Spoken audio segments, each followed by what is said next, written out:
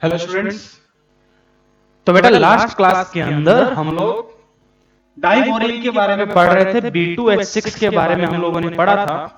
B2H6 की हम लोगों ने आई थिंक प्रॉपर्टीज, उसकी जो केमिकल प्रॉपर्टीज थी, वो उसकी रिएक्शंस, उन चीजों को हम लोगों ने पढ़ दिया था और उसकी स्ट्रक्चर के बारे में हम लोगों ने देखा था। अच्छा, एक छोटा सा करेक्शन था। आई थिंक किसी ने ध्यान नहीं दिया और किसी ने बताया भी नहीं। क्या? जो B2H6 का स्ट्रक्चर था, ये ऑलरेडी मैंने केमिकल बॉन्डिंग में भी लिखा था। केवल एक बच्चे ने मेरे को इस चीज का करेक्शन करवाया और बाकी किसी बच्चे ने करेक्शन नहीं करवाया। मतलब आप लोगों को याद नहीं था। मैंने B2H6 का स्ट्रक्चर ये बनाया था, बिल्कुल सही है। इसमें तुम्हारे पास ये ब्रिज हाइड्रोजन, ये टर्मिनल हाइड्रोजन, बिल्कुल सही है। यहां पर ये जो मैंने बॉन्ड एंगल लिखा था शायद लास्ट क्लास के अंदर, मैंने लिखा था 79 डिग्री। और जो कि ये जो बॉन्ड एंगल वो कितना है? 97। मैंने उल्टा लिख दिया था, 9 को बाद में 7 को पहले। तो ये एंगल कितना होता है? 97 डिग्री। इसको करेक्ट कर लेना, क्योंकि तुम लोगों ने केमिकल बॉन्डिंग के अंदर भी मैंने ये चीज लिखवाई है। ये जो बॉन्ड एंगल है, बॉन्ड जितने भी पैरामीटर्स थे B2H6 के, ये सारे के सारे पैरामीटर्स मैंने तुम्हारा केमिकल बॉन्डिंग के अंदर भी करवाया था। और मैंने 79 डिग्री लिखा था लास्ट क्लास के अंदर, प्रीवियस लेक्चर में। और किसी ने इस चीज का करेक्शन भी नहीं किया और किसी ने बताया भी नहीं कि सर और कि आपने 79 डिग्री लिख दिया है, क्योंकि याद ही नहीं होगा तुम लोगों को। केवल एक बच्चे ने मेरे को बताया, गोसावी ने, और उसके अलावा किसी ने मेरे को नहीं बताया। ठीक है, चलिए तो ये करेक्शन कर लेना। 97 डिग्री है यहाँ पर, मैंने 7 पहले और 9 बाद में लिख दिया। ठीक है, तो ये 97 डिग्री है, 79 नहीं है। Al2Cl6 के अंदर होता है 79 डिग्री, तो उसकी वजह से यहाँ पर थोड़ा, ठीक है, 97 डिग्री होगा, ये ध्यान में रखना। तो लास्ट क्लास के अंदर हम लोगों ने B2H6 के स्ट्रक्चर पढ़ी थी और उसके बाद हमने इसकी रिएक्शंस पढ़ी थी लेविस बेस के साथ। लेविस बेस हमने देखा था कि अगर तुम्हारा छोटी साइज का लेविस बेस होगा तो तुम्हारा क्लीवेज कैसा होता है? अनसिमेट्रिकल क्लीवेज होता है। और जो लार्ज साइज के जो तुम्हारे बेसेस होते हैं उनके साथ कैसा क्लीवेज होता है? Symmetrical cleavage. ठीक है, वो चीज हम लोगों ने पढ़ लिया है। अब हमारे पास जो नेक्स्ट, अब हम लोग जो बात करेंगे वो बात करेंगे अगले रिएक्शंस। अगली जो रिएक्शन है हमारे पास वो है बेटा रिएक्शन विद अमोनिया। नेक्स्ट जो हमारे पास है वो है रिएक्शन विद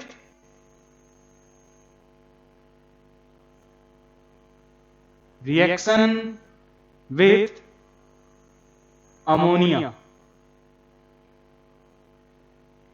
सबसे इंपॉर्टेंट तुम्हारे पास है B2H6 के अंदर। क्यों? रीजन क्या है इसका? क्योंकि बेटा इसके साथ जो B2H6 की रिएक्शंस हैं वो क्या करती हैं? तुम्हारी कंडीशंस के ऊपर डिपेंड करती है। लिख लेना, it depends on conditions. Conditions का मतलब क्या है? तुम्हारे पास उनका टेम्परेचर, वो तुम्हारे पास वो लिमिटिंग है या एक्सेस में है, किस रेशियो में आपस में कंबाइन करवा रहे हो, उस हिसाब से। It depends on conditions. तो ये रिएक्शंस याद रखनी है, तीनों की तीनों रिएक्शंस काफी इंपॉर्टेंट होगी। जैसे सबसे पहले हम बात करते हैं, पहला जो रिएक्शन है वो है B2H6 का रिएक्शन विथ अमोनिया। और अमोनिया किसके अंदर? एक्सेस में। अमोनिया किसमें? Ammonia is present in excess. और कंडीशंस क्या है? Low temperature, at low temperature. ध्यान से सुनो, B2H6 का रिएक्शन, डाइबोरेन का रिएक्शन NH3 के साथ, NH3 इज इन एक्सेस। और कंडीशंस कौन सी हैं? टेम्परेचर क्या है? लो टेम्परेचर के ऊपर। तो बेटा तुम्हारे पास प्रोडक्ट क्या बनाता है? ध्यान से सुनना, यहां पर लो टेम्परेचर पे एक्सेस अमोनिया के साथ जो B2H6 है वो कैसा क्लीवेज शो करता है? याद करो, क्लीवेज का अभी थोड़ी देर कुछ लास्ट क्लास के अंदर भी हमने पढ़ा था। तो ये कैसा क्लीवेज शो करता है?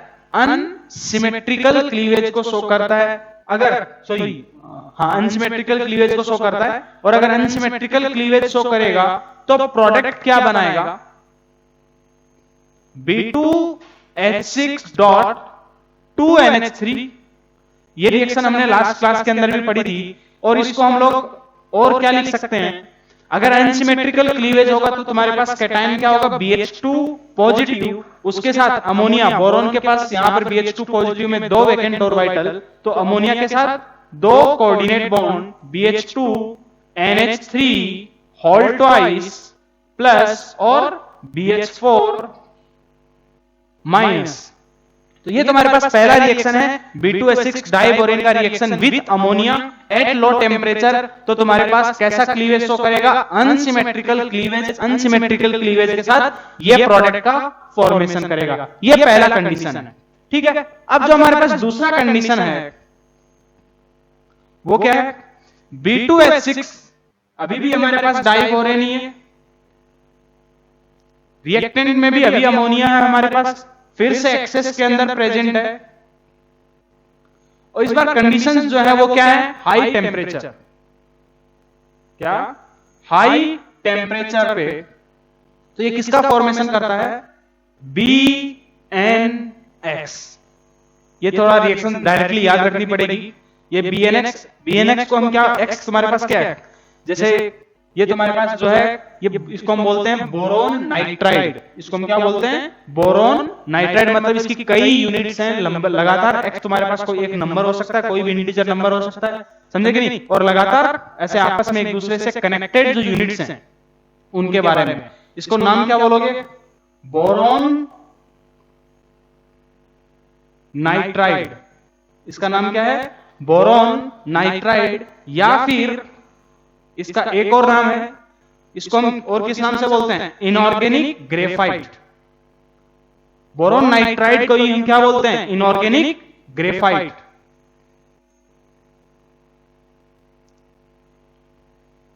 और इसका एक और नाम है, वो क्या है, बोरा जोन।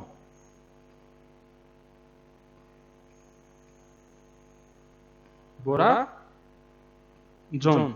ये सारे तुम्हारे पास एक ही चीज के नाम है, बोरोन नाइट्राइड के ही नाम है। इनमें से कोई भी नाम तुम्हारे एग्जाम के अंदर दिया हुआ आ सकता है, तो कंफ्यूज नहीं होना है, क्योंकि एक आगे अभी जाकर के एक बोराजीन भी आएगा, बोराजाइन भी आएगा, तो वो डिफरेंट है। और ये ध्यान में रखना, ये तुम्हारे पास डिफरेंट है, बोरा जोन। क्या, अच्छा चलिए अब देखिए, बोराजोन जो है इसी को हम क्या बोलते हैं, इनऑर्गेनिक ग्रेफाइट। ऐसा क्यों बोलते हैं इनऑर्गेनिक ग्रेफाइट इसको, तो सबसे पहले देखिए ग्रेफाइट का जो स्ट्रक्चर होता है वो क्या होता है, तुम्हारा हेक्सागोनल लेयर्ड स्ट्रक्चर होता है। जो ग्रेफाइट है उसका स्ट्रक्चर कैसा होता है, हेक्सागोनल लेयर्ड स्ट्रक्चर होता है। बिल्कुल सिमिलरली जैसा तुम्हारे पास ग्रेफाइट का स्ट्रक्चर होता है, वैसे ही यहां पर बोरोन नाइट्राइड का भी स्ट्रक्चर हमको देखने को मिलता है। किस हिसाब से, देखो थोड़ा सा, ये बोरोन, जैसे ये नाइट्रोजन, फिर ये बोरोन, फिर ये बोरोन, फिर ये नाइट्रोजन, इसका स्ट्रक्चर बनाते हैं।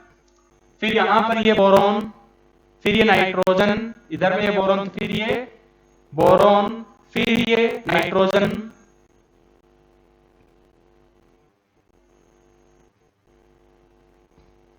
फिर इधर में बोरोन, फिर ये नाइट्रोजन, फिर यहां पर बोरोन, फिर नाइट्रोजन, फिर देखो नीचे में, इधर में बोरोन, इधर में बोरोन, फिर यहां पर नाइट्रोजन। ऐसे तुम्हारे पास लंबी लेयर्ड स्ट्रक्चर होती है। और ये जो तुम्हारे पास है, यहां पर अगर डबल बॉन्ड, फिर यहां पे सिंगल, फिर तुम्हारे पास यहां पर जैसे अगर हमने बनाया डबल बॉन्ड, फिर सिंगल, ऐसे यहां पर इस हिसाब से, ठीक है। तो ये तुम्हारे पास डबल बॉन्ड, फिर यहां पे सिंगल, फिर जैसे मान लीजिए यहां पर अगर डबल बॉन्ड है तो डबल बॉन्ड सिंगल, फिर यहां पर डबल बॉन्ड, फिर डबल बॉन्ड सिंगल, इधर में डबल बॉन्ड, फिर डबल बॉन्ड सिंगल, इधर में डबल बॉन्ड सिंगल।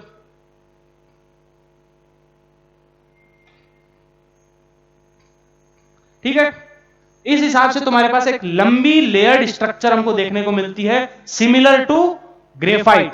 अब इसको इनऑर्गेनिक ग्रेफाइट क्यों बोलते हैं? ग्रेफाइट जो है तुम्हारे पास वो किससे मिलकर के बनता है? कार्बन के एलिमेंट से मिलकर के बनता है। वो तुम्हारे पास कार्बन के एलिमेंट से मिलकर के जो कंपाउंड्स होते हैं उनको हम क्या बोलते हैं? ऑर्गेनिक कंपाउंड्स, इसलिए उसको हम क्या बोलते हैं? Organic graphite. और ये तुम्हारे पास इनऑर्गेनिक के जो एलिमेंट्स हैं, जो तुम्हारे इनऑर्गेनिक कंपाउंड है, इसलिए इसको हम क्या बोल देते हैं? तुम्हारा इनऑर्गेनिक ग्रेफाइट। ठीक है, बिल्कुल सिमिलर स्ट्रक्चर है ग्रेफाइट की तरह, कोई ज्यादा इसमें दिमाग लगाने वाला कुछ है नहीं। अब इसके आगे देखो, जो बोरोन नाइट्राइड है, इसके बारे में कुछ प्रॉपर्टीज हैं, वो तुमको थोड़ी सी ध्यान में रखनी होंगी। जैसे उनके बारे में थोड़ा सा बात करते हैं, फटाफट नोट करो, इधर से मिटा देते हैं। देखिए, जो बोरोन नाइट्राइड होता है, बोराजोन, BnX या फिर इनऑर्गेनिक ग्रेफाइट, ये तुम्हारे पास किस टाइप का होता है? बिल्कुल से स्लिपरी इन नेचर होता है। स्लिपरी इन नेचर क्यों होता है? दो तुम्हारे पास हेक्सागोनल लेयर्स होती हैं।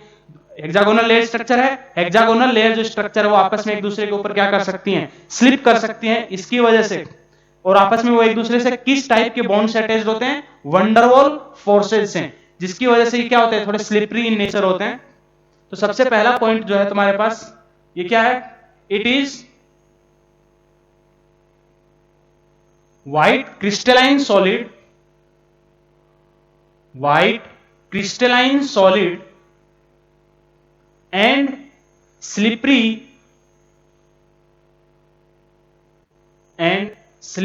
in nature। कैसा नेचर का होता है? स्लिपरी नेचर का होता है। देन बेटा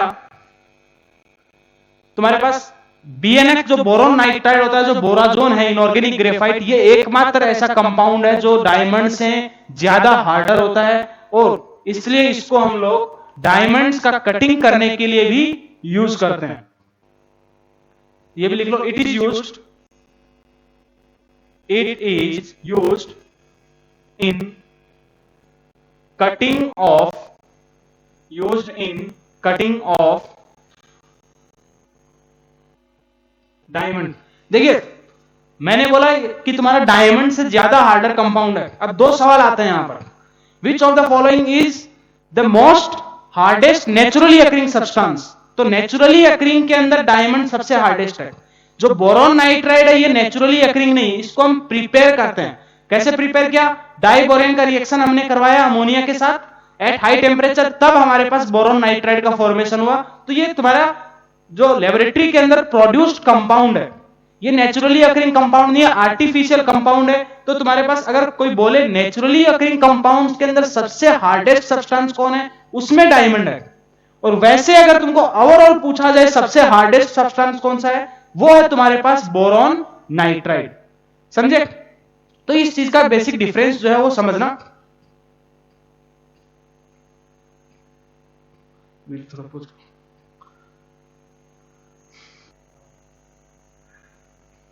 ठीक है, तो ये था हमारे पास सेकंड जो कंडीशन था, जो डाइबोरेन है उसका रिएक्शन विद अमोनिया। यहां पर जो हमने बोला हाई टेम्परेचर, ये जो टेम्परेचर है वो कितना? लगभग टेम्परेचर तुम्हारा कम से कम 200 डिग्री सेल्सियस से ऊपर होना चाहिए। टेम्परेचर कितना? 200 डिग्री सेल्सियस से ऊपर हो, और एक्सेस में अमोनिया और B2H6 का अगर हम रिएक्शन करवाएंगे तब तुम्हारा बोरोन नाइट्राइड इनऑर्गेनिक ग्रेफाइट का फॉर्मेशन होगा। ध्यान में रखना कि तुम्हारे पास ज्यादा कुछ यहाँ पे रिएक्शन को तो थोड़ा याद कर लेना, बाकी बस ये पॉइंट ध्यान में रखना कि इसको हम लोग किस लिए यूज करते हैं? Used in cutting of diamonds. ये इंपॉर्टेंट पॉइंट है, तुम्हारा कई बार ऑब्जेक्टिव के अंदर आ सकता है, एक दो बार ऑलरेडी जेई के अंदर पूछा जा चुका है, तो इसलिए थोड़ा इंपॉर्टेंट पॉइंट है। ठीक है, चलिए जो थर्ड कंडीशन है हमारे पास, अब उसके बारे में बात करते हैं।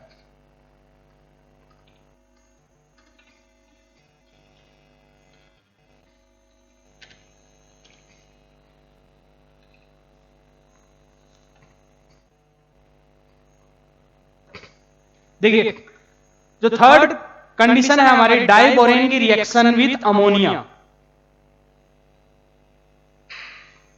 At high temperature. अभी भी तुम्हारे पास रिएक्शन अमोनिया के साथ ही है, लेकिन हाई टेम्परेचर पे। ठीक है, लेकिन इस बार हम लोग जो अमोनिया ले रहे हैं वो एक्सेस में नहीं ले रहे, इस बार हम लोग किस रेशो में ले रहे हैं?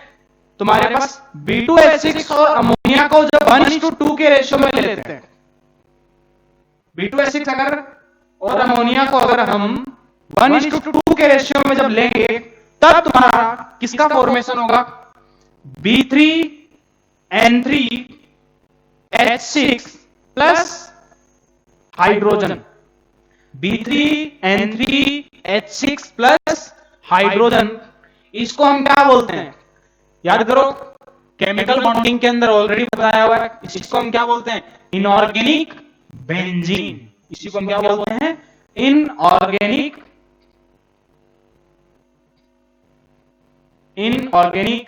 बेंजीन। या फिर इसको हम क्या बोलते हैं? बोराजीन। क्या बोलते हैं? बोराजीन, ZINE। या फिर बोराजोल। एक ही चीज के नाम है ये अलग अलग। तो इससे पहले वाला जो मैंने नाम बताया था बोरोनाइट्राइड का, बोराजोन था, वो ZONE था। यहां पर बोराजोल है, ZOLE। इसमें अक्सर बच्चे कंफ्यूज होते हैं, तो कंफ्यूज मत होना, ठीक है? दोनों में डिफरेंस क्या है? जोल वाला मतलब इनऑर्गेनिक बेंजीन वाला है, समझे कि नहीं? तो जो बोराजोन है, ZONE लास्ट में, वो क्या है? तुम्हारा बोरॉन नाइट्राइड। वो क्या है? Boron nitride. वो तुम्हारे पास इनऑर्गेनिक ग्रेफाइट है और ये है इनऑर्गेनिक बेंजीन, ठीक है? थोड़ा रिएक्शन बैलेंस करना चाहो तो बैलेंस कर सकते हो, हालांकि रिएक्शन को बैलेंस करने की यहाँ पे कोई जरूरत नहीं है। तो ध्यान में क्या रखना है? ये तीनों की तीनों रिएक्शंस को अपनी टिप्स पे होनी चाहिए, उंगलियों पे होनी चाहिए, क्योंकि कई बार पूछे जा चुकी है और ऑर्गेनिक के अंदर भी काम आने वाली है यही रिएक्शंस। देखो, तो तुम्हारे पास 3 रिएक्शंस हमने पढ़ी। सबसे पहले वाली जो रिएक्शन थी वो क्या थी? डाइबोरेन की रिएक्शन विद अमोनिया। एक्सेस में अमोनिया प्रेजेंट था, लेकिन जो कंडीशंस थी वो कैसी थी? लो टेम्परेचर के ऊपर। तो लो टेम्परेचर पे तुम्हारे पास कंडीशंस के अंदर, तो वहां पर अमोनिया, क्योंकि छोटी साइज का लेविस बेस है, तो वहां पर क्या हुआ? तुम्हारे पास जो B2H6 है उसने अनसिमेट्रिकल क्लीवेज को शो किया। और अनसिमेट्रिकल क्लीवेज के बारे में लास्ट क्लास के अंदर पढ़ा था, बराबर है? वहीं पे हमने क्लास एंड की थी। तो वहां पर देखा कि B2H6 plus NH3 at low conditions, जो B2H6 है वो क्या करेगा? अनसिमेट्रिकल क्लीवेज शो करेगा। और वहां पर हमारा जो प्रोडक्ट बना था वो क्या बना? B2H6.2NH3। या फिर उसी को हमने कैसे एक्सप्रेस किया? BH2NH3 होल ट्वाइस प्लस और BH4 माइनस। ये तुम्हारे पास पहली कंडीशंस में प्रोडक्ट था। दूसरी कंडीशंस क्या थी? कि B2H6 का हमने NH3 को जब एक्सेस NH3 के साथ रिएक्शन कर रहा है और कंडीशंस में हमने चेंजेस किया। कंडीशंस क्या किया? अभी लो टेम्परेचर की जगह हाई टेम्परेचर किया, तब तुम्हारा किसका फॉर्मेशन हुआ? बोरॉन नाइट्राइड, जिसको हमने बोला इनऑर्गेनिक ग्रेफाइट, ठीक है? या फिर बोराजोन, ठीक है? और वो तुम्हारे पास, उसके बारे में बाकी तो चीजें हम लोग बता ही चुके हैं। थर्ड जो रिएक्शन है वो क्या है? B2H6 का रिएक्शन NH3 के साथ। तुम्हारे पास जब इन दोनों को, डाइबोरेन को, अमोनिया को हम 1:2 के रेशियो में लेंगे हाई टेम्परेचर्स पे। हाई टेम्परेचर्स का यहां पर फिर से मतलब क्या है? वही टेम्परेचर तुम्हारा लगभग 200 डिग्री सेल्सियस से ऊपर, तब किसका फॉर्मेशन होगा? इनऑर्गेनिक बेंजीन, बोराजीन, और या फिर इसको हम क्या बोल देते हैं? बोराजोल।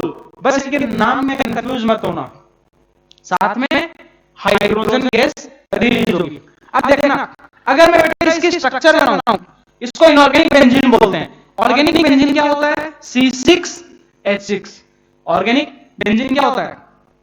C6H6 को हम क्या बोलते हैं? Organic benzene. आई होप सब लोग जानते हैं। देन ये जो हमारे पास है B3N3H6, इसको हमने बोला इनऑर्गेनिक बेंजीन। अब दोनों का स्ट्रक्चर बनाइए। देखिए, अगर मैं बेटा बात करूं बेंजीन का, बेंजीन का स्ट्रक्चर क्या होता है? यही होता है। आई होप सब लोग जानते हैं। ये होता है बेंजीन का स्ट्रक्चर, बराबर है? 6 कार्बन है और हर एक कार्बन तुम्हारे पास, उससे एक एक हाइड्रोजन अटैच्ड है और कार्बन कार्बन तुम्हारे पास यहाँ पर अल्टरनेट डबल बॉन्ड है, एरोमेटिक कंपाउंड है, हकल रूल को फॉलो करता है, बराबर है? और एक प्लेनर स्ट्रक्चर है, ये ऑलरेडी तुम लोग जानते हो। इनऑर्गेनिक बेंजीन की बात करें तो उसका स्ट्रक्चर कैसे होता है बेटा? देखो यहां पर एक काम करते हैं, ऊपर से मिटा देते हैं। फटाफट पहले तो इस रिएक्शन को लिखो। यहां पर अभी हम थोड़ा सा इनकी स्ट्रक्चर्स को देखते हैं और बेंजीन, ऑर्गेनिक बेंजीन और इनऑर्गेनिक बेंजीन, इन दोनों के बीच में कुछ डिफरेंसेस देखते हैं।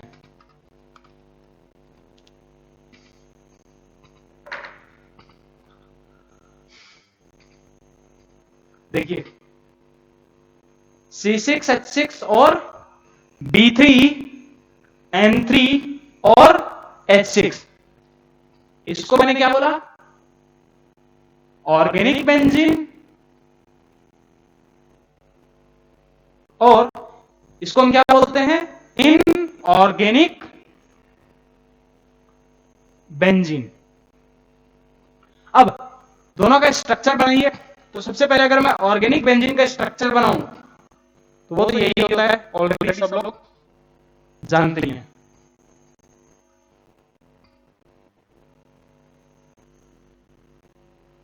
यह है तुम्हारे पास ऑर्गेनिक बेंजीन का स्ट्रक्चर। इनऑर्गेनिक बेंजीन का अगर स्ट्रक्चर बनाएं तो याद करो केमिकल बॉन्डिंग में बताया था ये चीज डाइपोल मोमेंट के टाइम पर।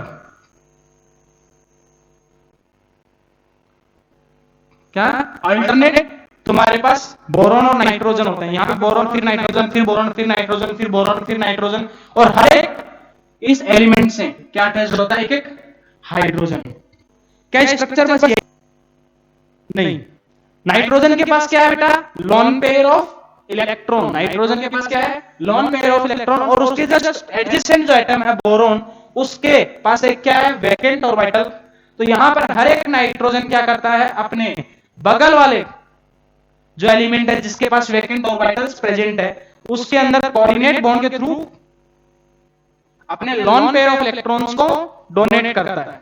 बराबर है? तो देखो स्ट्रक्चर जो है बिल्कुल सिमिलर टाइप है यहां पर। अब यहां पर अगर ये लोन पेयर ऑफ इलेक्ट्रॉन्स अगर तुम्हारे कोऑर्डिनेट बॉन्ड के थ्रू जा रहे हैं तो ये से दूसरी बार इन दोनों एलिमेंट के बीच में बॉन्ड बन रहा है। इसका मतलब क्या? ये पाई बॉन्ड की तरह इसको हम ट्रीट करेंगे। तो यहां पर भी तुम्हारे पास टोटल पाई इलेक्ट्रॉन्स कितने हैं? 6 पाई इलेक्ट्रॉन्स। और वहां पर भी पाई इलेक्ट्रॉन्स कितने हैं? 6 पाई इलेक्ट्रॉन्स। मतलब ऑर्गेनिक बेंजीन और इनऑर्गेनिक बेंजीन दोनों ही क्या करते हैं? दोनों के दोनों एरोमेटिक कंपाउंड हैं और दोनों हकल्स रूल को फॉलो करते हैं। ठीक है, चलिए तो ये भी एक पहला इसमें पॉइंट लिख लो। Both inorganic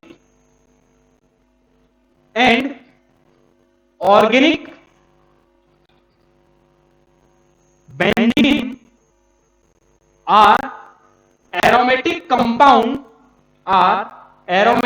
compound and follows Huckel's rule। I hope Huckel's rule सब लोग जानते हैं क्या होता है? 4n+2 पाई इलेक्ट्रॉन्स, साथ में प्लेनर हो, बराबर है कि साइक्लिक रिंग हो। तो देखो सबके सब सारी की सारी कंडीशंस ये तुम लोग ऑर्गेनिक में पढ़ चुके हो, अच्छे से वाकिफ हो, तो वो बताने की जरूरत नहीं है मुझे यहाँ पर Huckel's रूल को। तो देखो तुम्हारे पास Huckel's रूल को फॉलो भी कर रहे हैं। यहाँ पर हर एक जो ये बोरोन है, यहाँ पर इसका हाइब्रिडाइजेशन देखो 1 2 3 सिग्मा बॉन्ड लोन पेयर एक भी नहीं, sp2। नाइट्रोजन का, तो नाइट्रोजन का भी हाइब्रिडाइजेशन चेक करो तो 1 2 3 सिग्मा बॉन्ड है। अब कहीं पे हो सकता है इस लोन पेयर को भी काउंट कर ले। बेटा लोन पेयर को नहीं काउंट करना है क्योंकि लोन पेयर किसके अंदर चला गया? अभी एज ए कोऑर्डिनेट बॉन्ड के थ्रू पाई इलेक्ट्रॉन्स के अंदर काउंट हो रहा है, समझेगी? तो इसको हम लोग एज ए तुम्हारे पास जब हाइब्रिडाइजेशन निकालेंगे तो उसके अंदर कंसीडर नहीं करेंगे, क्योंकि याद करो केवल सिग्मा बॉन्ड और लोन पेयर को कंसीडर करते हैं। अब ये तुम्हारे पास जो लोन पेयर ऑफ इलेक्ट्रॉन्स ये पाई इलेक्ट्रॉन्स की तरह काम कर रहे हैं। ठीक है, तो हर एक बोरोन और हर एक नाइट्रोजन का यहां पर जो हाइब्रिडाइजेशन है वो क्या है? sp2। क्या है? sp2। अब देखिए इसके अलावा और क्या क्या कुछ सिमिलरिटी है यहां पर। इनऑर्गेनिक में भी है सेम टू सेम, ऐसे ऑर्गेनिक के अंदर भी, ऑर्गेनिक बेंजीन में भी हर एक कार्बन का जो हाइब्रिडाइजेशन है वो भी क्या है?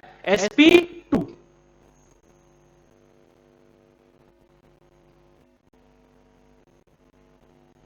ठीक है, अब देखिए इसके अलावा बेटा जो तुम्हारे पास ये ऑर्गेनिक बेंजीन है ये कैसा कंपाउंड है? एक तुम्हारे पास नॉन पोलर कंपाउंड है। ये कैसा कंपाउंड है? एक नॉन पोलर कंपाउंड है। कैसे पता चला हमको नॉन पोलर कंपाउंड है? क्योंकि इसका जो नेट डाइपोल मोमेंट का वैल्यू आता है वो कितना आता है? 0 आता है, बराबर है। हम ऑलरेडी केमिकल बॉन्डिंग में पढ़ चुके हैं, कभी यहां पर फिर से नहीं बताऊंगा।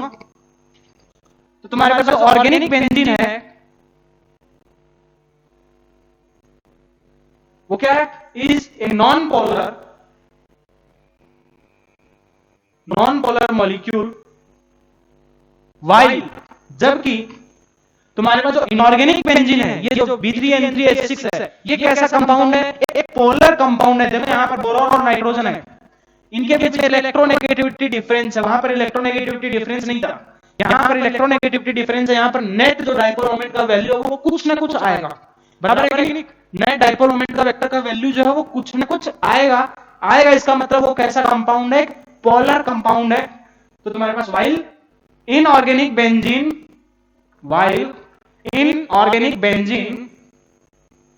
इज ए पोलर मॉलिक्यूल, ठीक है। अब इसके अलावा थोड़ा सा और बात करते हैं। बेटा बेंजीन के अंदर टोटल नंबर ऑफ एटम्स कितने हैं? बेंजीन के अंदर यहां पर टोटल नंबर ऑफ एटम्स कितने हैं? 6 कार्बन और 6 हाइड्रोजन। तो तुम्हारे पास टोटल एटम्स हैं 12। इनऑर्गेनिक बेंजीन में थोड़ा सा total number of atoms check करो।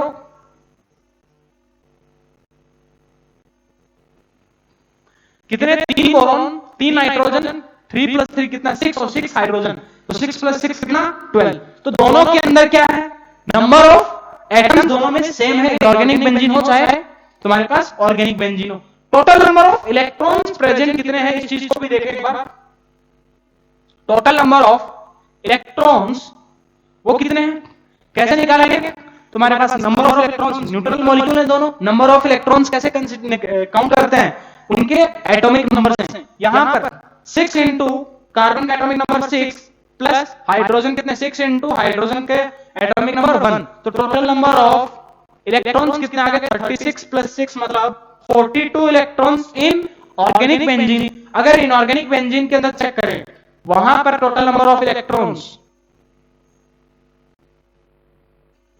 देखिए, बोरोन है, बोरोन का बेटा सबसे पहले एलिमेंट्स कितने हैं? बोरोन के 3, और बोरोन का जो एटॉमिक नंबर होता है वो कितना होता है? 5। तो 3 × 5 प्लस नाइट्रोजन कितने? 3 इंटू नाइट्रोजन का एटॉमिक नंबर कितना होता है? 7 प्लस हाइड्रोजन 6 × 1। यहां से टोटल काउंट करो, 15 प्लस 21 प्लस 6, इन सबको ऐड करोगे तो ये भी कितना आएगा? 42। इसका मतलब क्या है? ऑर्गेनिक बेंजीन और इनऑर्गेनिक बेंजीन के अंदर टोटल नंबर ऑफ एटम्स भी सेम है, टोटल नंबर ऑफ इलेक्ट्रॉन्स भी सेम है। तो ऐसे मॉलिक्यूल्स जिनके अंदर टोटल नंबर ऑफ एटम्स भी सेम हो, टोटल नंबर ऑफ तुम्हारे इलेक्ट्रॉन्स भी सेम हो, उनको हम क्या बोलते हैं? एटॉमिक स्ट्रक्चर में पढ़ा था आइसोस्टर्स। तो इसका मतलब तुम्हारे पास दोनों कंपाउंड्स कैसे कंपाउंड हैं? एक दूसरे के आइसोस्टर हैं, ठीक है। तो ये लिख लीजिए, बोथ आर आइसोइलेक्ट्रॉनिक। आइसोइलेक्ट्रॉनिक है कि नहीं? आइसोइलेक्ट्रॉनिक है, क्यों? क्योंकि नंबर ऑफ इलेक्ट्रॉन्स सेम है। एंड आइसोस्टर्स, आइसोस्टर्स क्यों? उनके अंदर नंबर ऑफ एटम्स भी सेम, नंबर ऑफ इलेक्ट्रॉन भी सेम, ठीक है। चलिए यहां तक फटाफट नोट करो।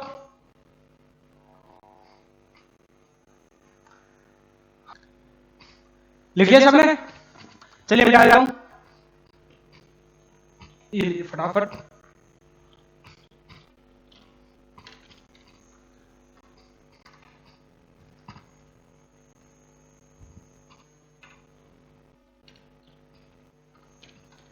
तो ये हमारे पास था कुछ सिमिलरिटीज और dissimilarities between organic and inorganic benzene. अब हमारे पास एक लास्ट इनके बीच में सिमिलरिटी और डिसिमिलरिटी बचा है। वो क्या है कि बेटा तुम्हारे पास जो ऑर्गेनिक बेंजीन होता है, क्या जो ऑर्गेनिक बेंजीन है वो addition reactions, I hope organic के अंदर शायद एडिशन रिएक्शंस आ गई होंगी।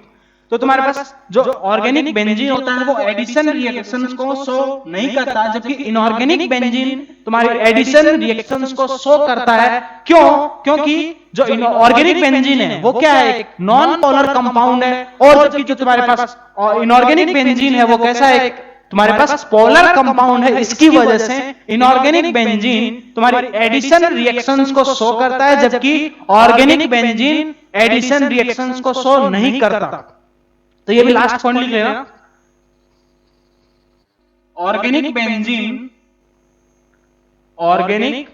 Benzene does not shows addition reactions, does not shows addition reactions while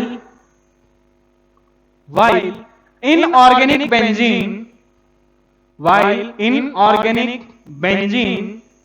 shows addition reactions। कैसे? देखिए, एक काम करते हैं, इनऑर्गेनिक बेंजीन को बनाओ। ये है हमारे पास इनऑर्गेनिक बेंजीन, अल्टरनेट बोरोन और नाइट्रोजन बराबर है, हर एक के साथ एक एक हाइड्रोजन हमने अटैच कर दिया, है ना। अब देखिए ध्यान से, अगर मैं यहां पे कोऑर्डिनेट बॉन्ड हटाऊंगा तो सबसे कोऑर्डिनेट बॉन्ड हटा करके मैं कुछ इसी हिसाब से करूंगा, इसके ऊपर ऐसे पॉजिटिव नेगेटिव, ये तुम्हारे पास नेगेटिव, क्योंकि कोऑर्डिनेट बॉन्ड हटाते तो क्या करते हैं, जिससे लोन पेयर ऑफ इलेक्ट्रॉन्स गया उसके ऊपर पॉजिटिव और जिसके पास गया उसके ऊपर नेगेटिव। अगर नहीं पता तो केमिकल बॉन्डिंग को रिवाइज करो। अब एक चीजें 10 बार नहीं बताई जाएंगी। इसकी रिएक्शन अगर हम करवाएं HX के साथ, एडिशन रिएक्शन मतलब HX के साथ, अब देखो ये तो मैंने बस यहां पर चलिए काम करते हैं, कोऑर्डिनेट बॉन्ड ही दिखा देते हैं ताकि तुमको कंफ्यूज ना हो एक बार के लिए, ठीक है। HX के अंदर H के ऊपर क्या है प्लस, X के ऊपर क्या है माइनस, और अब देखो नेगेटिव किसके साथ जुड़ जाकर के जुड़ेगा, तुम्हारा पॉजिटिव के साथ। शायद ऑर्गेनिक में ये रिएक्शंस तुम लोगों ने पढ़ ली होगी, तो तुम्हारे पास नेगेटिव किसके साथ जाकर के अटैच करना है, पॉजिटिव की, जिसके ऊपर पॉजिटिव चार्ज होगा, और जिसके ऊपर यहां पर H जो है, H के ऊपर क्या है प्लस, प्लस किसके साथ जाकर के अटैच होगा, जिसके ऊपर नेगेटिव चार्ज है। अब यहां पर नाइट्रोजन और बोरोन में किसका इलेक्ट्रोनेगेटिविटी ज्यादा होता है, नाइट्रोजन का, मतलब इसके ऊपर डेल्टा माइनस चार्ज होगा और इस बोरोन के ऊपर क्या होगा, डेल्टा प्लस चार्ज होगा। तो जिसके ऊपर डेल्टा माइनस चार्ज है उसके साथ, माइनस वाले के साथ कौन जाकर के अटैच होगा, हाइड्रोजन, और तुम्हारे पास जिसके ऊपर प्लस चार्ज है उसके साथ कौन जाकर के अटैच होगा, नेगेटिव वाला, मतलब X माइनस। X क्या है, तुम्हारे पास कोई भी हेलोजन हो सकता है, F हो सकता है, Cl हो सकता है, Br हो सकता है, I हो सकता है। मतलब जो प्रोडक्ट बनेगा वो किस हिसाब से बनेगा, बोरोन, ये नाइट्रोजन, फिर यहां पर हाइड्रोजन, हर एक के साथ एक एक हाइड्रोजन। अब इसके ऊपर नेगेटिव है, मतलब इसके साथ कौन आकर के जुड़ेगा, पॉजिटिव वाला, मतलब H प्लस। यहां पर इसके साथ H, बोरोन के ऊपर क्या है, पॉजिटिव चार्ज है, उसके ऊपर पार्शियल पॉजिटिव चार्ज है, इसका मतलब उसके साथ कौन आकर के जुड़ेगा, X, है ना। फिर नाइट्रोजन के साथ ये हाइड्रोजन, फिर यहां पर X, फिर यहां पर हाइड्रोजन, और फिर यहां पर X, ठीक है। तो ये है तुम्हारे पास एडिशन रिएक्शन, मतलब जो तुम्हारे पास डबल बॉन्ड है, इसका मतलब क्या है कि जो डबल बॉन्ड है वो तुम्हारे पास, उसको तोड़ करके हम लोग क्या करेंगे, पॉजिटिव और नेगेटिव को अटैच कर देंगे, समझे कि नहीं, क्या करेंगे, डबल बॉन्ड को तोड़ करके पॉजिटिव और नेगेटिव को हम अटैच कर देंगे। यही है तुम्हारे पास एडिशन रिएक्शन। तो ये हमारे पास कुछ सिमिलैरिटीज और डिसिमिलैरिटीज था between organic and inorganic benzene. Organic benzene और इनऑर्गेनिक बेंजीन के अंदर कुछ तुम्हारे पास सिमिलैरिटी डिसिमिलैरिटीज था, इनको ध्यान में रखना। तो यहां पर हमारे पास, इसके बाद आगे बढ़ते हैं। नेक्स्ट अब हमारे पास है बेटा हाइड्रोलिसिस ऑफ इनऑर्गेनिक बेंजीन। जब इनऑर्गेनिक बेंजीन का हम हाइड्रोलिसिस करते हैं तो किन कंपाउंड्स का फॉर्मेशन होगा, B3N3H6 प्लस हाइड्रोलिसिस, मतलब हाइड्रोलिसिस का मतलब क्या है, H2O के साथ रिएक्शन। हाइड्रोलिसिस का मतलब क्या है, H2O के साथ रिएक्शन। अब जो बेंजीन है वो इसी हिसाब से इनऑर्गेनिक बेंजीन ये है। अब हाइड्रोलिसिस का याद करो कंसेप्ट, उसमें मैंने क्या बताया था कि तुम्हारे पास एक के साथ दोगे H और एक दूसरे के साथ दोगे OH, बराबर है। चलिए एक काम करते हैं, देते हैं H प्लस और OH माइनस। नाइट्रोजन तुम्हारे पास इसके ऊपर पार्शियल नेगेटिव होता है, नेगेटिव वाले के साथ क्या दोगे पॉजिटिव, मतलब H2O में से H प्लस। तो यहां पर और जो बोरॉन है उसके ऊपर पार्शियल पॉजिटिव है, बराबर है कि नहीं, तो उसको क्या दोगे OH माइनस। तो हमको यहां पर प्रोडक्ट क्या मिलते हैं H3BO3 orthoboric acid plus ammonia plus hydrogen. क्या क्या मिलता है orthoboric acid plus NH3 plus साथ में हाइड्रोजन गैस। वो क्या होता है फिर से सुनो एक बार ध्यान से, hydrolysis of inorganic benzene.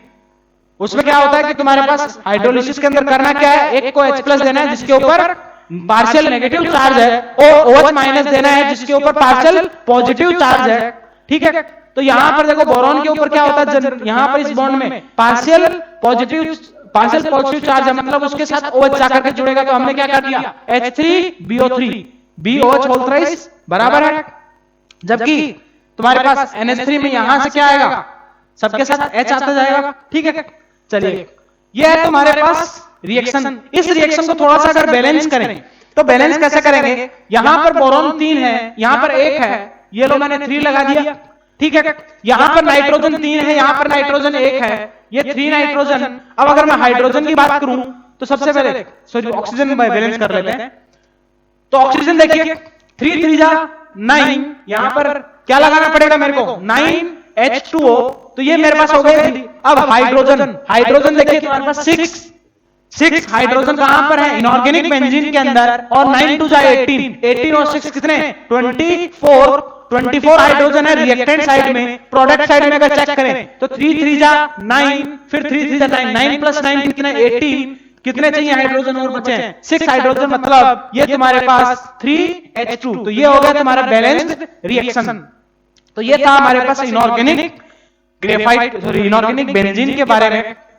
Reaction with ammonia उसके अंदर हम लोगों ने थोड़ी कुछ डिटेल्स के अंदर पढ़ा, ठीक है। ये था तुम्हारे पास प्रॉपर एडवांस लेवल का।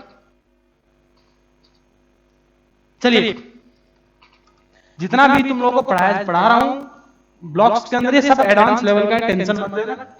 कोई भी तुम्हारा ब्लॉक्स के अंदर 95% जो क्वेश्चंस हैं, तुम बस अगर नोट्स भी पढ़ करके जाओगे, क्या बोल रहा हूं, नोट्स को बस पढ़ करके याद करके समझ के चले गए, तुमने क्वेश्चन प्रैक्टिस किया नहीं किया, थोड़ा बहुत बता रहा हूं प्रैक्टिस करना। हालांकि मैं ये नहीं बोल रहा कि प्रैक्टिस मत करना, लेकिन मुझे भरोसा है अपने आप पे, मैं जो बता रहा हूं उसमें 95% तुमको जो क्वेश्चंस आएंगे, इवन मैं मेंस की बात ही नहीं कर रहा, मेंस में तो फुल है, एडवांस की मैं बात कर रहा हूं। एडवांस के अंदर भी 95% जो क्वेश्चंस हैं वो डायरेक्टली तुम्हारे पास इनऑर्गेनिक के अंदर में से नोट्स के क्वेश्चंस मिलेंगे तुमको। नोट्स की तुमको अगर थ्योरी पक्की एक लाइन वाइज याद है, तुमको बस थ्योरी याद भी नहीं, लेकिन तुमने अगर अच्छे से पढ़ा है 3 बार पढ़ो 4 बार पढ़ो, रिवाइज करो, भरोसा दे रहा हूं, इतना विश्वास करो कि कोई भी क्वेश्चन 9 तुम्हारे पास अगर 15 क्वेश्चन आएंगे तो 14 क्वेश्चन 14 क्वेश्चन इनऑर्गेनिक तुम सही करके ही आओगे। ये इतना मुझे अपने आप पे भरोसा है, ठीक है। और मुझे भरोसा है मतलब तुम्हारे ऊपर भी भरोसा है मेरे को, ठीक है। अगर पढ़ोगे तो तुम लोग कर सकते हो, इतना ध्यान रखना, ऐसे ही नहीं बोल रहा हूं। अब देखिए नेक्स्ट, अब हम यहां पर हमारे पास होते हैं बेटा बोरॉन के सारे कंपाउंड्स खत्म हो चुके हैं। बोरॉन की जो फैमिली थी उसके अंदर हमारे पास जो बोरॉन के कंपाउंड्स थे वो सारे खत्म हो गए। कौन कौन से कंपाउंड अभी तक हम लोगों ने पढ़ दिए, ऑर्थोबोरिक एसिड, सॉरी सबसे पहले हमने पढ़ा बोरेक्स। बोरेक्स को फॉर्मूला क्या था Na2B4 O7.10H2O, इसी को बोला था बोरेक्स। अच्छा इसके ध्यान में रखना एक और नाम है इसका, क्या टिंकल, ट्विंकल नहीं है टिंकल, ठीक है। शायद ही हमने मेटलर्जी के अंदर ये नाम देखा था, ठीक है। देखा नहीं देखा तो भी कोई बात नहीं, अभी बता दिया मैंने, लेकिन मैंने पहले शायद ये मेटलर्जी के अंदर बताया है।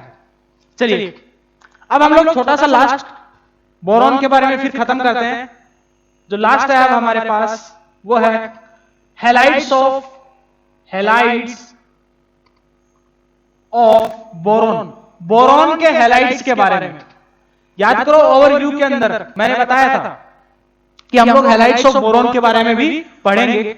हैलाइड्स ऑफ बोरोन, हैलाइड्स मतलब हैलोजेंस के साथ उनके जो कंपाउंड्स हैं उनको बोलते हैं। सबसे पहले उनको हम प्रिपेयर कैसे करते हैं, सबसे पहले उनका प्रिपरेशन मेथड क्या, उनका प्रिपरेशन। तो कैसे प्रिपेयर करते हैं बेटा बोरोन के हैलाइड्स को, जब हम बोरोन का रिएक्शन करवाते हैं X2 के साथ, मतलब X2 क्या है यहां पर, X2 है तुम्हारे पास बेटा हैलोजेंस F2Cl2 Br2 Y2, ठीक है।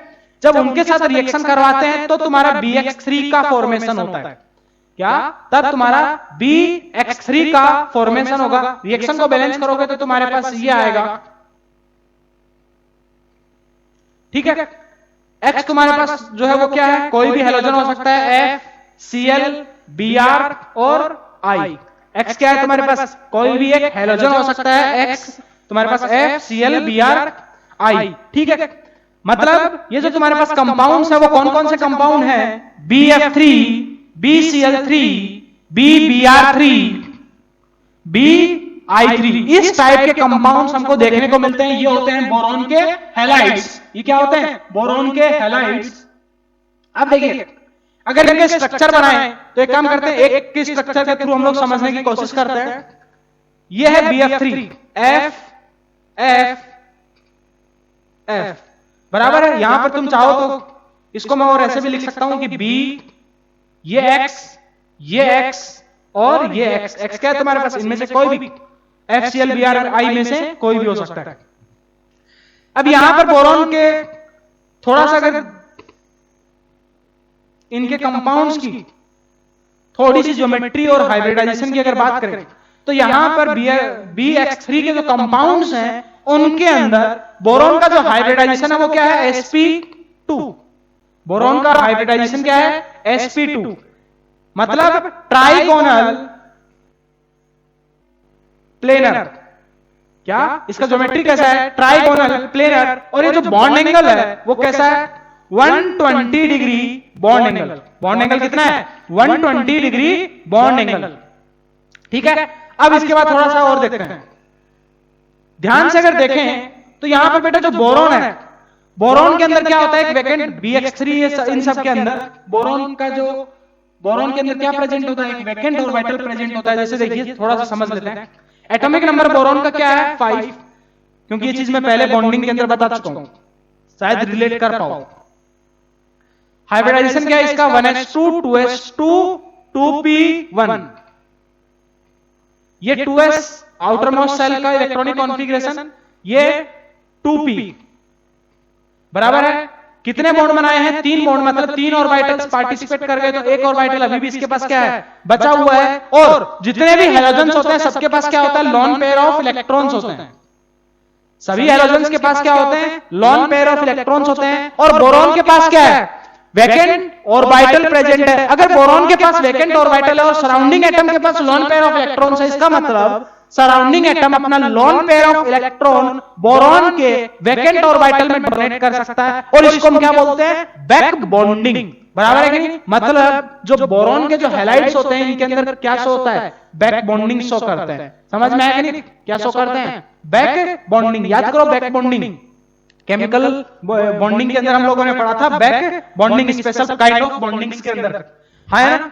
चलिए तो उसके अंदर हमने क्या देखा था, बैक बॉन्डिंग था। क्या बैक बॉन्डिंग था बेटा तुम्हारे पास, जब किसी एक एलिमेंट के पास लॉन पेयर ऑफ इलेक्ट्रॉन हो और दूसरे के पास क्या हो, वैकेंट ऑर्बिटल प्रेजेंट हो। तो तुम्हारे पास जो अगर लॉन पेयर ऑफ इलेक्ट्रॉन उसके वैकेंट ऑर्बिटल में डोनेट करता है उसको हम बोलते हैं बैक बॉन्डिंग, बराबर है। तो यहां पर अगर मैं बात पूछूं, ये तो समझ में आता है कि सबके अंदर यहाँ पे बोरोन के जो हैलाइड्स हैं उनके अंदर बैक बॉन्डिंग देखने को मिलता है। अगर मैं बात करूं extent of back bonding, extent of back bonding, सबसे ज्यादा बैक बॉन्डिंग किसके अंदर होगी, अगर नोट्स उठाकर देखोगे तो तुमको ये मिल जाएगा फिर से, कहां पर, केमिकल बॉन्डिंग के अंदर, ठीक है।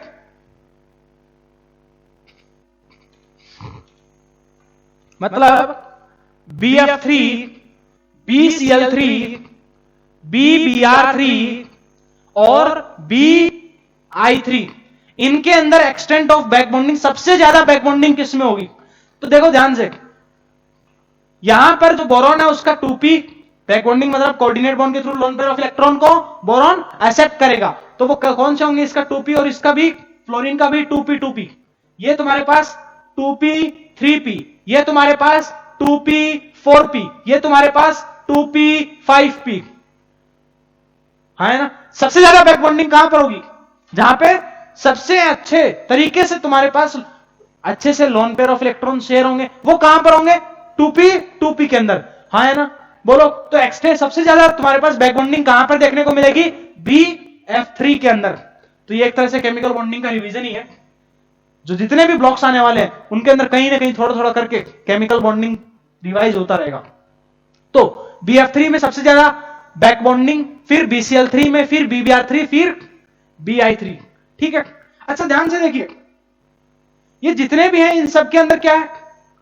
वैकेंट ऑर्बिटल है। जितने भी बोरॉन के जो हैलाइड्स हैं इन सब के अंदर क्या प्रेजेंट है? वैकेंट ऑर्बिटल प्रेजेंट है। इसका मतलब ये तुम्हारे पास all can act as Lewis acid, सबके सब किसकी तरह काम कर सकते हैं? कि act as Lewis acid. Lewis acid क्या होता है ये भी बताया हुआ है। लेविस एसिड क्या होते हैं? जो तुम्हारे लॉन पेयर ऑफ इलेक्ट्रॉन्स को अपने वैकेंट ऑर्बिटल के अंदर एक्सेप्ट कर सकते हैं, उनको हम बोलते हैं लेविस एसिड। बराबर है कि नहीं? तो यहां पर तुम्हारे जितने भी बोरॉन के जो हैलाइड्स हैं वो क्या कर सकते हैं? लेविस एसिड की तरह बिहेव कर सकते हैं। यहां पर मैं पूछूं लेविस एसिडिक कैरेक्टर,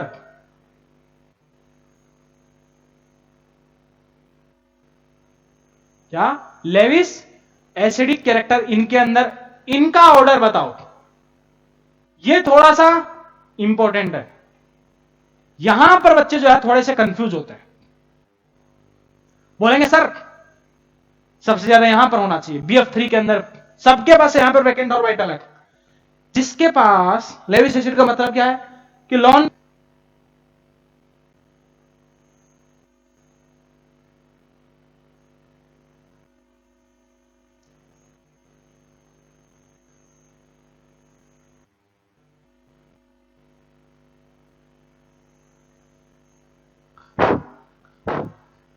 आवाज आ रहा है? चलिए देखिए, आई थिंक बीच में आवाज चला गया था, माइक बंद हो गया था।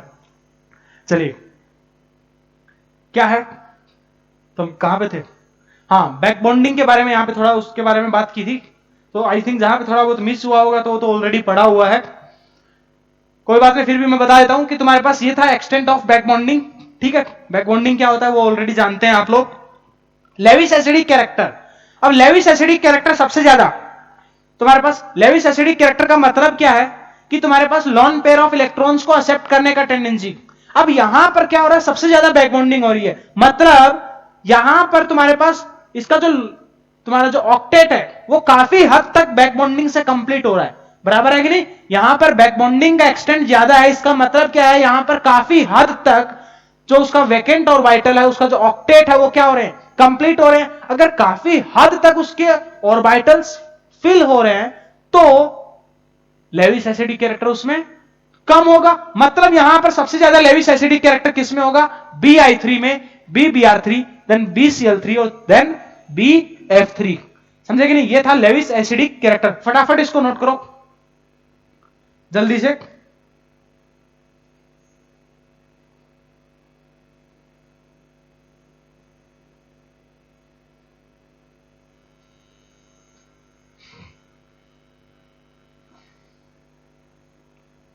लिख लिया?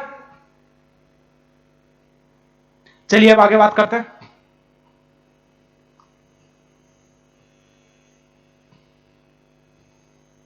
ठीक है,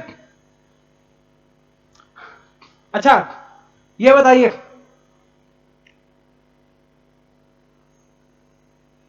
कुछ और चीजें पूछ लें। मैंने बोला लेविस एसिड है। अच्छा कैसे कंपाउंड्स हैं? हाइपोवेलेंट कंपाउंड है, हाइपरवेलेंट कंपाउंड है, कैसे कंपाउंड है? बोरॉन के हैलाइड्स, सबकी वैलेंस सेल में, यहां पे बोरॉन की वैलेंस सेल में कितने इलेक्ट्रॉन्स है? 6 इलेक्ट्रॉन्स। मतलब कैसे कंपाउंड है ये? हाइपो वैलेंट कंपाउंड है। क्या है? हाइपोवैलेंट मतलब इलेक्ट्रॉन डेफिशिएंट कंपाउंड्स। ये कैसे कंपाउंड्स हैं? इलेक्ट्रॉन डेफिशिएंट कंपाउंड्स भी है। नहीं बताऊंगा तब भी काम चलेगा, आई थिंक पहले से जानते हैं, फिर भी बता देता हूं। मतलब हाइपो वैलेंट कंपाउंड्स। ठीक है, चलिए मिटा देते हैं।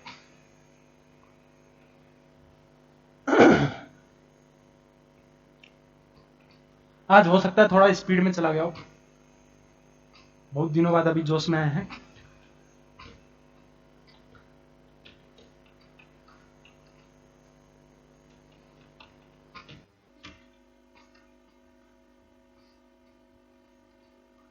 चलिए अब लास्ट है हमारे पास बेटा जी, जितने भी तुम्हारे पास बोरोन के हैलाइड्स हैं, मतलब BF3, BCl3, BBr3, BX3, ये सारे के सारे कैसे कंपाउंड है? कोवेलेंट कंपाउंड्स है। ये सारे के सारे कैसे कंपाउंड्स हैं? कोवेलेंट कंपाउंड्स हैं। मतलब जब इनका हाइड्रोलिसिस करेंगे, क्या ये सारे के सारे कैसे कंपाउंड है? तुम्हारे कोवेलेंट कंपाउंड्स हैं। मतलब तुम्हारे पास जितने भी ऑल बोरॉन हैलाइड्स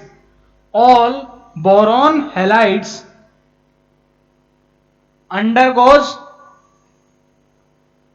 हाइड्रोलिसिस, सारे के सारे जो बोरॉन के हैलाइड्स होते हैं वो क्या करते हैं?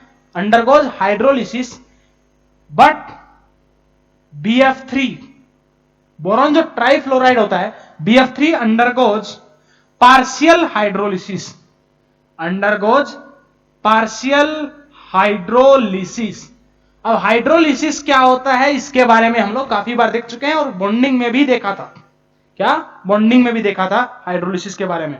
अब देखिए एग्जांपल समझना, जैसे मान लीजिए BCl3 है, इसका हाइड्रोलिसिस करता है। तो हाइड्रोलिसिस में मैंने क्या बताया था कि जिसके ऊपर पॉजिटिव है, क्या सबसे पहले वैकेंट ऑर्बिटल होना चाहिए, हाँ है ना? वैकेंट ऑर्बिटल होगा तब तुम्हारे पास वो क्या करता है, तुम्हारा जिसके ऊपर पॉजिटिव चार्ज है उसके पास वैकेंट ऑर्बिटल होना चाहिए। यहां पर पॉजिटिव चार्ज किसके ऊपर है? बोरॉन के ऊपर पॉजिटिव चार्ज है, डेल्टा प्लस है, उसके पास वैकेंट ऑर्बिटल है क्या? बिल्कुल है। ठीक है, मतलब जिसके ऊपर पॉजिटिव है उसके साथ क्या दोगे? OH माइनस को, और जिसके ऊपर नेगेटिव है उसके साथ H प्लस को। तो यहां से बोरॉन का क्या बनेगा? H3BO3, या फिर इसको कैसे लिख सकते हो? BOH होल थ्राइस, साथ में HCl। कितने HCl? 3 HCl बराबर है कि 3 क्लोरीन है। रिएक्शन को बैलेंस करना चाहो तो रिएक्शन को बैलेंस भी कर सकते हो। क्या करोगे? ऑक्सीजन इधर में 3, ये लो 3 3 6, पूरा रिएक्शन बैलेंस है। ये तुम्हारे पास बोरॉन के हैलाइड्स जो है वो हाइड्रोलिसिस करते हैं। लेकिन जो बोरॉन BF3 है, बोरॉन ट्राइफ्लोराइड, वो पार्शियल हाइड्रोलिसिस करता है। कैसे? मतलब अगर हम कुछ BF3 का रिएक्शन जैसे मान लीजिए H2O के साथ करवाया, क्या BF3 का अगर हमने H2O के साथ करवाया तो ये भी क्या बनाएगा? H3BO3 बनाएगा। इसमें कोई शक नहीं है, कंसेप्ट में वहां कोई दिक्कत नहीं है। यहां पर भी साथ में क्या बनाएगा? 3HF, साथ में क्या बनाएगा? 3HF। अब यहां पर हमने कुछ पार्ट BF3 का, उसका हमने हाइड्रोलिसिस करवाया। बाकी का जो पार्ट है अगर वो BF3 के साथ तुम्हारा HF जो है वो मिलकर के क्या बनाता है? वो HbF4 इसका फॉर्मेशन करता है। वो क्या करता है? तुम्हारे पास BF3 का जो कुछ रिमेनिंग जो पार्ट होता है वो HF के साथ मिलकर के, जो यहां पर HF जो BF3 के हाइड्रोलिसिस से बना जो HF, उसी के साथ रिएक्शन करके क्या बनाता है? HbF4 बनाता है। जबकि ये तुम्हारा एग्जिस्ट करता है, ये एग्जिस्ट करता है, लेकिन तुम्हारे पास जबकि तुमको बोले HbCl4, HbBr4, HbI4, ये सब कंपाउंड नहीं बनते, ये डज नॉट एग्जिस्ट। ये सब कंपाउंड एग्जिस्ट नहीं करते। क्यों नहीं एग्जिस्ट करते? रीजन क्या है उसका? बेटा बोरॉन का साइज ज्यादा छोटा है, और ये तुम्हारे पास जो सराउंडिंग एटम्स हैं, सिग्नल कहां गया? आवाज आ रहा? हाँ, अक्सर दिक्कत होता है मेरे में ये।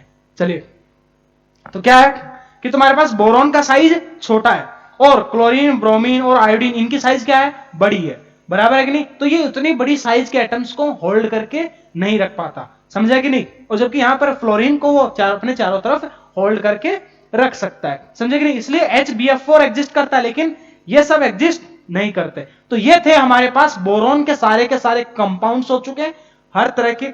अब एक छोटा सा चीज बचा है, तो आज वरना उसको कवर कर लेते हैं, लेकिन लेक्चर वरना लेंदी हो जाएगा। ऑलरेडी आई थिंक 55 मिनट्स का हो चुका है। तो अगली क्लास में हम लोग बस आधा घंटे का सेशन बचा है बोरॉन फैमिली का, कंपाउंड्स ऑफ एल्यूमिनियम AlCl3 और एलम्स के बारे में। एलम्स के बारे में तो मैंने एस ब्लॉक के अंदर भी बताया, कौन सा? अमीना कब्र से बोली अब तो कोई गाकर बाहर निकाले, तो वही सब थोड़ा उसके बारे में बताना है। डबल सोल्ट थोड़ा उसी की चीज के बारे में डिस्कस करना है, तो वो अगली क्लास में खत्म करेंगे। यहां तक सब लोग अच्छे से पढ़ लो, नोट्स प्रिपेयर कर लो, रिवाइज करो, और कम से कम हर चैप्टर का ये जितने भी मैं ब्लॉक्स पढ़ा रहा हूं एक बार में याद नहीं होंगे, कम से कम 2 बार 3 बार क्वेश्चंस प्रैक्टिस करने से पहले, बुकलेट करने से पहले कम से कम 2 से 3 रीडिंग लगानी है। उसके बाद जाकर के तुमको बुकलेट के क्वेश्चन सोल्व करने हैं। उससे पहले क्वेश्चन सोल्व करने जाओगे बहुत डाउट आएंगे। तो क्या करना है? पहले लेक्चर को अच्छे से सुनना है, साथ में नोट्स प्रिपेयर करने हैं। अगर कोई चीज नहीं समझ में फिर से देख लो, अगेन देखो, फिर तुम्हारे पास तुम अच्छे से इसको पढ़ो, थ्योरी याद करो। याद नहीं होती है एक बार में, याद नहीं होगी ना, तो तुमको याद होती है एक बार में ना, हमको भी, हम भी अपने जब टाइम पर थे तो हमको भी एक बार में याद नहीं होता था। इनफैक्ट आज भी भूल जाते हैं, थोड़ा दिन के लिए छोड़े तो भूल जाते हैं चीजें, तो वो कोई बड़ी बात नहीं है। तुम तो अभी फर्स्ट टाइम पढ़ रहे हो, सोचो हमने तो पढ़ भी लिया, उसके बावजूद हम भूल जाते हैं, तो ये कोई बड़ी बात नहीं है, ठीक है? इसका एक ही मंत्र है, रिवाइज बार बार करो। और अभी खाली बैठे हो घर में लॉकडाउन में, पढ़ लो फटाफट, ठीक है? चलिए।